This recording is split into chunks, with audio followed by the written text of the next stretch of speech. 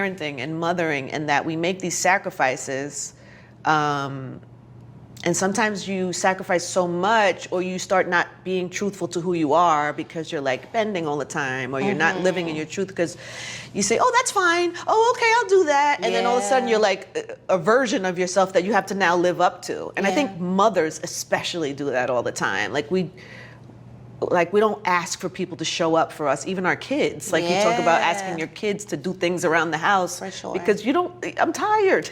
I'm tired. It costs a lot to be me. You know? And then I think it also helps them to understand what all goes into creating their world. Because when you're a kid, you have the luxury, you're not paying the bills, you're not doing a lot of the heavy lifting, and so allowing them to engage in what it takes to create this environment, I think is helpful for them in the long run, but especially for me, because I had this idea of motherhood that was like some sitcom, something on television. I'm like, I gotta cook, I gotta do the laundry, I have to do it needs to be finished by 6, and I also wanna be in purpose, and I wanna work, and so I'm gonna do this. And you wanna be a good mom. I wanna be a good mom. Yes. I gotta pick them up, I gotta, bring them home from school, they gotta be an extracurricular activities. So I had all these boxes, and I was starting to get really not just exhausted but resentful because I was holding myself to a standard that literally I didn't even know where it got set from.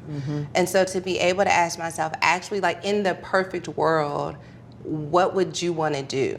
Like, are you really trying to cook breakfast, lunch, and dinner every single day? Like, does that seem... This is what you're asking yourself. Yeah. Like, especially when they were homeschooled, I mean, breakfast, lunch, and dinner every single day. And I realized that, like, it'll be okay if they figure out lunch on their own. Like, it'll be okay if we order in. It'll be okay if I get additional support. Allowing myself to no longer be living on this tightrope that was causing me to be resentful, I think it made me more enjoyable for them. Because to be that tightly wound up meant no, that's not fun for anybody. Like, is this my mother or boot camp? You know, because I'm like, you're messing up the image. Go bathe, go lotion up. And to be able to take a deep breath and to be in the room and be present with them has helped. Yeah, I think people do that, not just moms, but moms especially do that.